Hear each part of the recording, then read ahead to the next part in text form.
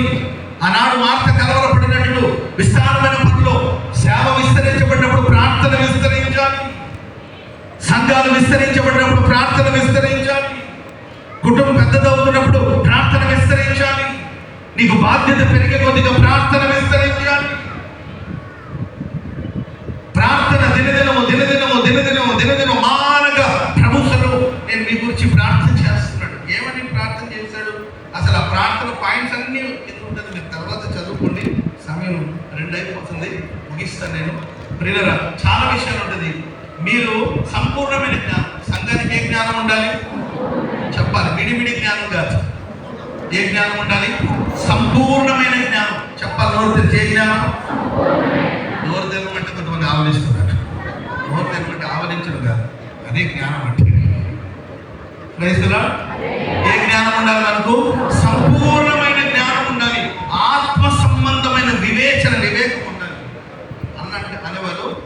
అందరూ ఆవలిస్తే పేర్లు లెక్క పెడతారేమో, నేను ఆవలించకపోయినా పేర్లు లెక్క. ఇది ఆత్మల వివేచన, ఆత్మ సంబంధమైన వివేకం మనకు ఉండాలి. కొంతమందికి ఉంటుంది, తెలివితేటలు ఉంటుంది. కొంతమంది మెడకేస్తే కాళ్ళకేస్తారు, కాళ్ళకేస్తే మెడకేస్తారు. వాళ్ళతో మనం మాట్లాడలేము. అర్థమైందండి? అన్ని పనికిమాల జ్ఞానం.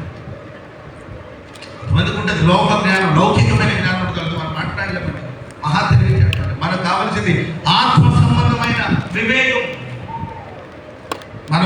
మనం నివసిస్తున్నది ఆత్మ సంబంధమైన ప్రపంచం. ఇది ఆత్మీయ ప్రపంచం. ఆనంద యాత్ర, ఇది ఆత్మీయ యాత్ర.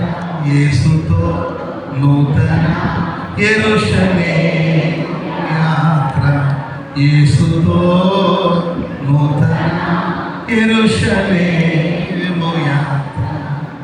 ఆనంద యాత్ర, ఇది ఆత్మీయ యాత్ర. యేసుతో నూతన యెరూషలేము. ఇది ఏ యాత్ర అండి? ఏ యాత్ర? 5 సంవత్సరానికి మనం